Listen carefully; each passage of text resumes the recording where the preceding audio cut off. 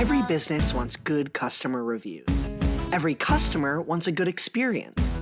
So what happens when both sides click? Or in some cases, when they don't? From Yelp and Entrepreneur Media, this is Behind the Review. Behind the review, dig deeper too. Behind the review, get all the news. Food, flowers, fixing, make business boom. Behind the review, dig deeper too. I'm Emily Washkovic, Yelp small business expert. Every week, I pick one review on Yelp and talk to the entrepreneur and the reviewer about the story and business lessons behind it.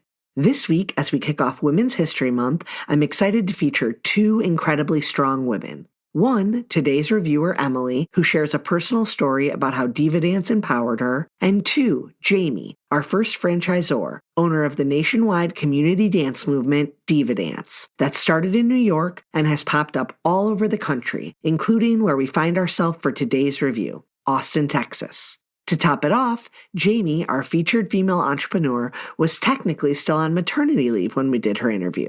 Her first child was born in December of 2020. Women are so amazing. Please note, in this episode, our reviewer, Emily A., is a survivor of a domestic violence relationship and briefly touches on the experience as it relates to the positive impact the DivaDance community has brought to her life. Let's see what's behind this week's review. The first time I went, I was a little bit nervous. Before that, was not given the freedom to do whatever I wanted because of having been in that domestic violence relationship.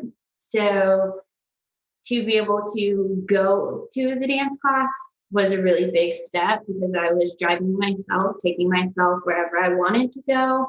And once I got there, I was greeted by Natalia, and she was like, "Oh, welcome to the squad." And everybody was high-fiving and everybody was hugging, and just, I immediately felt this sense of women empowerment and community that I really hadn't had in a very long time, having had been isolated. I never felt judged. I wasn't once I stepped in there, I wasn't nervous because they were just so welcoming. That's Emily. I'm so honored that she was willing to share her story with me and the Yelp community when she wrote her review of DivaDance. According to the CDC, 1 in 4 women will experience what Emily went through in their lifetime. Fortunately, in the wake of that, she found herself making friends and finding community in a group of dancers. A group that all started because DivaDance owner Jami had a vision to create an inclusive space where people could come together, move their bodies, and just feel good about themselves. First, let's hear Emily's review. DivaDance is everything I needed in my life after going through a domestic violence relationship. After that happened, I had shut down mentally and physically and pushed everyone away. After months of agony, I decided to get back into dance, something that I had done as a child and in high school. I was so nervous at first, but I was immediately welcomed with open arms. I never feel judged or out of place. DivaDance is the most inclusive dance, gym, squad, business ever.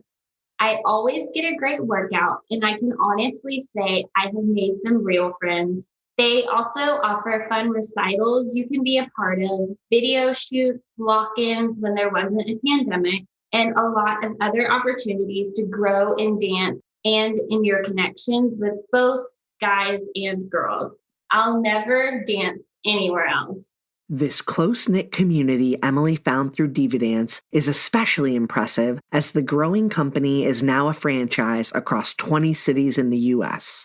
This sense of community and belonging is real, and it starts with the founder, Jami. Before we dig deeper into that, let's hear about how DivaDance came to be.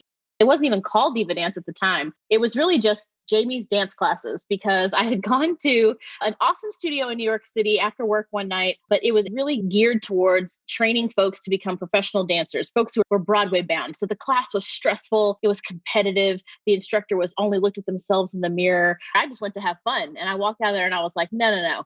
We need something for regular folks. So I started teaching my own classes. And for many, many years, after work, working in the city, and over time, it was something where I asked myself, could I bring this to other cities? Like I'm seeing these great things happen. I'm having so much fun. And I really didn't even do it to become a business. I did it because I wanted that experience and I wanted to create something that was, accessible, inclusive, help people feel good. Because I remember that feeling when I walked out of that other class and I felt really bad about myself. And I was like, people don't want to feel this way. So now, we're in 20 cities now, and I'm just really proud of being able to take something that started in that way and bring it across the country. Jami is incredibly impressive. This business she's built has created so much strength and community across the country for people who want to dance, have fun, and sweat it out. Something that's so cool to know, though, is how this was an accidental business model. Here's Jami explaining to me what the early days of DivaDance classes were like in New York. What's interesting about our, I didn't even think of it as a business model at the time, but what I was really forced because I couldn't afford a big studio myself. I was just doing this as a hobby business. So I would just rent existing studio spaces. So one thing you could have expected at that time, and by the way, we're still this way, is that DivaDance was at an existing studio. In New York City, we would rent from Ripley Greer and Cap Studios and 440 Lafayette Street. And we still rent from those facilities in non-COVID times because I didn't want to take on the overhead of a studio. And I didn't want that to stand in my way. I didn't want it to be an excuse, as to why I couldn't just get started. Because I think so many young business owners are like, well, I have to fundraise. I have to have the perfect studio. It has to have lavender scented towels in the bathroom. But I wasn't about all that stuff. I just wanted it to get to the nitty gritty of the dance class experience. So when you may have arrived at that time, you may have been a little confused because you're used to fancy gyms and fancy Pilates studios. But one thing that has not changed about the experience is being greeted authentically and enthusiastically by someone who is genuinely happy that you're there. Do you have an excuse between you and a business idea? Do you have an excuse between you and your business's growth? Jami removed the excuses and grew her community with a feeling. Being greeted enthusiastically is a given. Her franchisees carry out the DivaDance values because they're shared. Well, it starts with, shared values and us talking about inspiring confidence and building community. It's not just something that we just tout as like a marketing tagline. It's genuinely and authentically who we are and how we show up in our day-to-day business. So we're always asking ourselves, is the way we're interacting with clients, is this helping them feel confident? And I was so happy to hear Emily say that she wasn't feeling good before she came to class. She was nervous, but as soon as she came in, she felt better. I'm like, yes, we have mechanisms in place to create that experience. And then that comes across in training, right? So, us using that value system and then looking at, okay, what are the behaviors and what's the client experience that supports those values? So, and that's literally just like greeting someone with eye contact as soon as they come through the door, which is such a simple thing to do. But I don't know about you, but I've been to places where they never even looked up at, I've signed in at indoor cycling studios where the person behind the desk never even said hello to me or acknowledged me. I just signed it on a piece of paper. So all the behaviors that support those values are how we achieve that. And that's really scalable. Like if you can operate thinking about it from the values and then what is the client experience that supports those, it's pretty easy to replicate. And then it goes to finding great business owners. So me finding women who are just totally on the same page and they believe in that and they want to put the hard work in to deliver that in their city. That's how we've been able to do that. A simple but intentional practice. And it goes beyond greeting every customer as they arrive for class. These dance classes don't use dance lingo or look down on someone who's at a beginner level. They're created for anyone who wants to join, and they're truly accessible for people at all dance levels.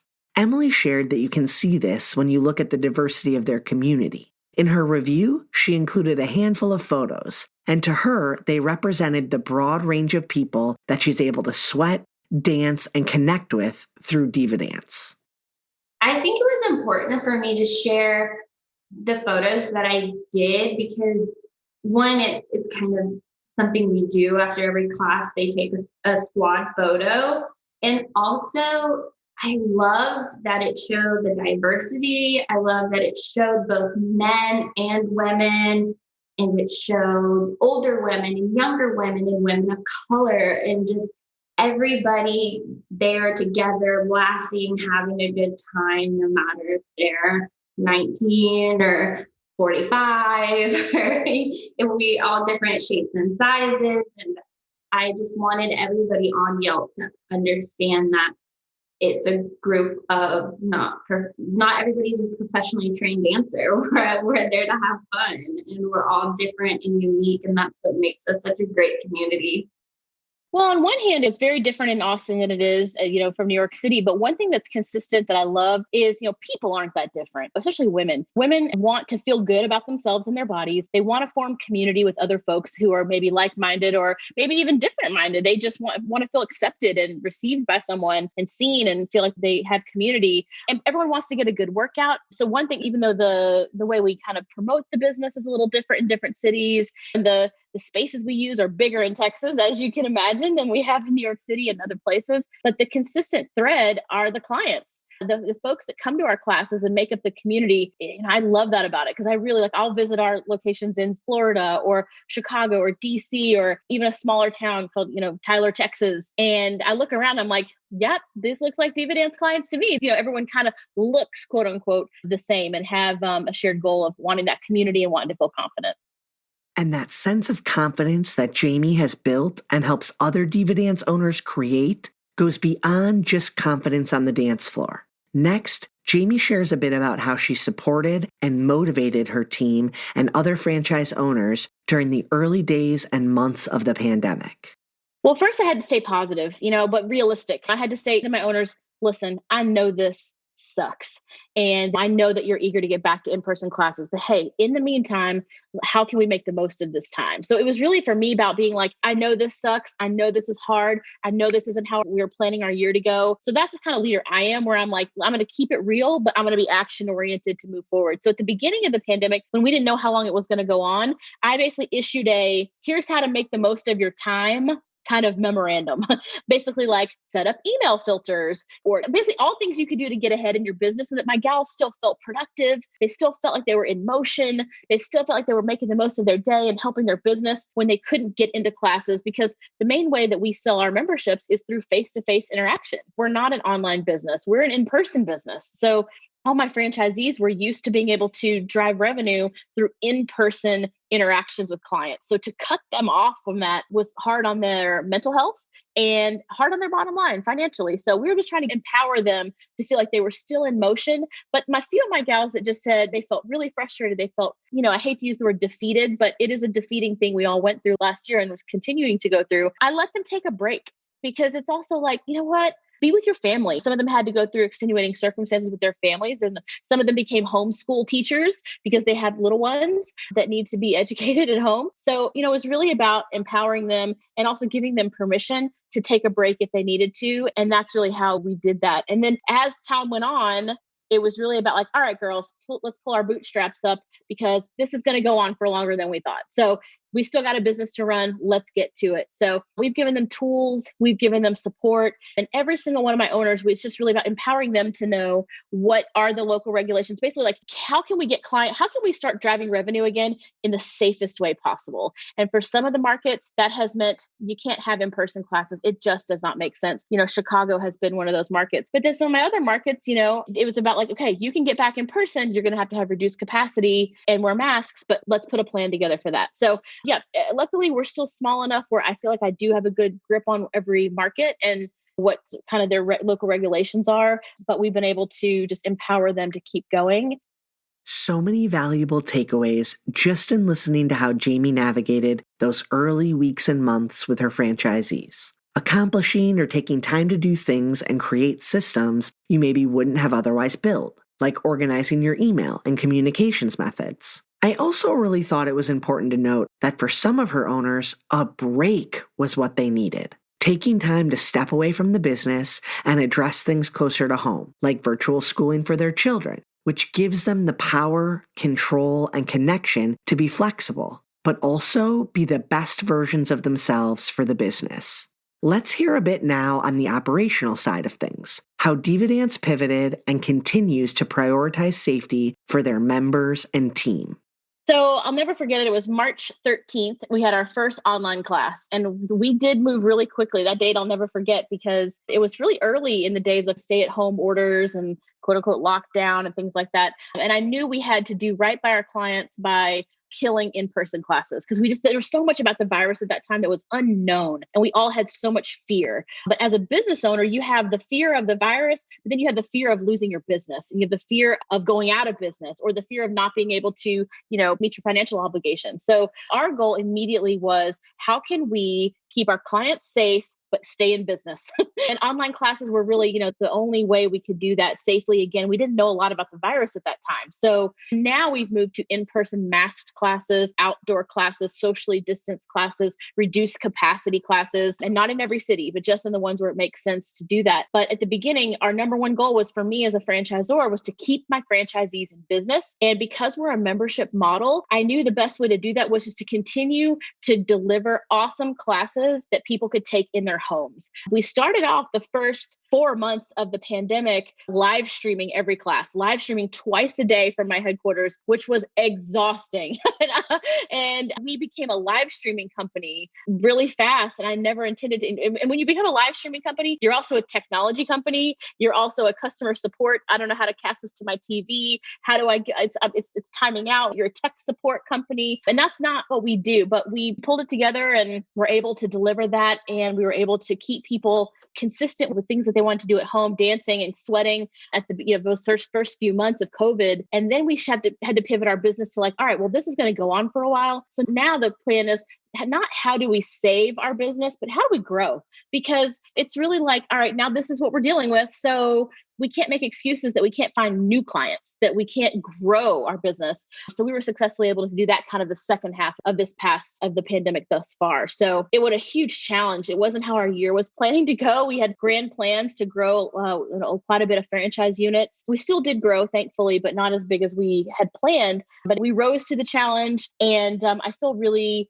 good about what we were able to deliver to clients at home who said, oh, these classes kept me sane. These classes kept me active. These classes helped me stay plugged into the community. And now we have online classes. So it forced us to grow and push ourselves to add something new to our business. Jami's mentality was successful. She was realistic, but at the end of the day, she's aware of what her clients get from DivaDance. And she knew what they were going through when the pandemic hit. All they could do was adapt and then make changes and accommodations as they gained more information and knowledge. The biggest factor, everyone's safety. They took amazing precautions with COVID. I was a part of the recital, which is something extra you can do, and you learn longer dances, and then you have a recital. And in the middle of that, COVID happened. And I remember they immediately were like, we can't have a walk-in. We're not going to have a recital. We're going to have to put everything on hold. And then they moved quickly. They moved to virtual classes, and the virtual classes are just as fun. They still hype you up and give you compliments through the camera. And they also recently started outdoor classes where they found different places where they could do the classes that are socially distanced and everybody has on a mask, and you can dance within your area to make sure that everybody is COVID safe. So every time I go, I feel safe.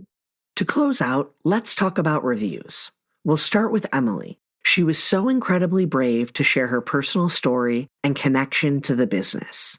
I work in marketing, and I know how important reviews are for the company that I work for. I am constantly trying to give reviews to local businesses and small businesses because I know how much a review can really impact a business. And they certainly impact Jami. She even saves them to her phone and shares them with her team at large. Well, reading Emily's story just really touched me. And, as a business owner, you need feedback like that because it reminds you to keep going. Especially for me, when, I'm not in all the classes all the time anymore. And as we grow, I'm not personally teaching every class. I'm not getting to see the outcomes, seeing the sweaty and the smiles and the juice that the gals are feeling in the classes. So to read that in her review, I have like a little folder on my phone where I screen grab anything like that, any personal story where they post on their Instagram or on their a Yelp review or anywhere else online. I keep those because they're like little reminders to keep going and that we're what we're doing is important. We're changing lives. And, you never think of a dance class as changing someone's life. But when I read Emily's very personal, vulnerable story about her why for coming and for how it affected her and impacted her, man, that is huge, to read that about someone. So that's, definitely we're changing lives. And so what I do, frankly, is I share those stories with our whole company. Anything that's put out there publicly, I want to make sure our whole company sees it, because it's very easy to not think of what you do day to day, to not think of making eye contact from someone when they come in the door, or introducing yourself, or the way my instructors teach classes, about making it accessible and not using one thing we don't do in our classes. We don't use dance terminology. We don't use dancer speak. We use regular person speak. We use point your toe, pop your booty, things that normal people know.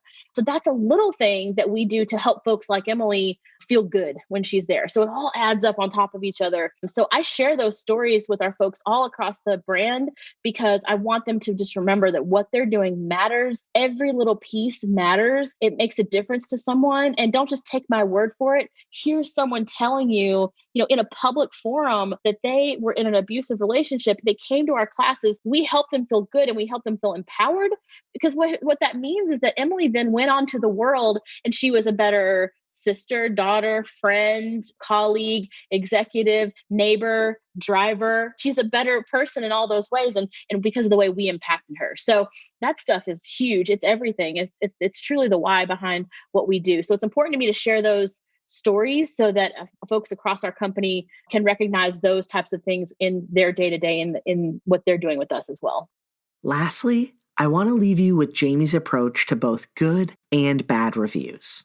First of all, I'm really confident in what we do and how seriously we take what we do. And so I'm not insecure about reviews. For me, reviews are an opportunity to celebrate or to improve or grow. Or, sometimes it's really just a matter of a miscommunication, or they had a bad experience one time and it doesn't represent a systemic problem within my company. They just happen to have a bad experience that day. So it's an opportunity for me to reach out to them and make a correction or invite them back to experience the real thing. So I think that some business owners, they operate from fear. Well, if I get a bad review, I'm out of business. And sometimes that, for restaurants, especially, I'm not in that world, I can imagine that that's pretty overwhelming and stressful. But for me, I definitely have read some reviews that I've been like, a little cringy. I'm like, oh, that's just not what was supposed to happen there. Or, I'll read reviews on other platforms as well. And sometimes I just, sometimes I feel bad for the reviewer because I'm like, man, you're really angry right now, or something will happen, not even just about my brand, but other people's brands. So I know that when with a review,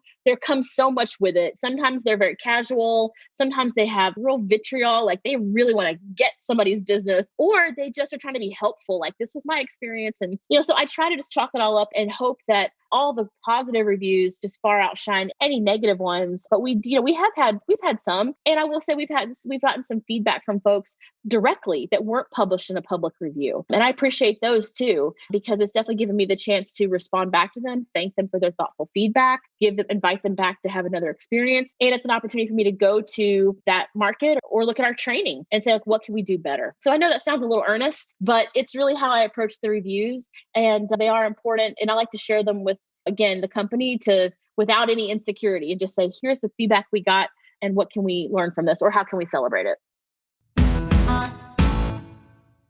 And that concludes our episode. Be sure to subscribe so you get new episodes every Thursday. I hope you enjoyed it and were able to take a thing or two away to implement in your own life. Whether it's a new idea that you can bring back to your business or a fresh perspective on how to be a positive influence as a consumer, we share these stories to inspire and create more meaningful connections in your local community. For more information about today's business or to connect with me, check out the show notes. This episode featured conversations with Jami Stigliano, the owner of DivaDance, and Emily A., a reviewer in Texas. To learn more about the episode, check out the episode blog post. Don't forget to subscribe so you get an alert each Thursday when a new episode comes out. To claim your own Yelp business page and start engaging with consumers, visit business.yelp.com. Our theme song is performed by Ali Schwartz and produced by Robbie G. of Messerol Sound. The show was produced and edited by Entrepreneur Media.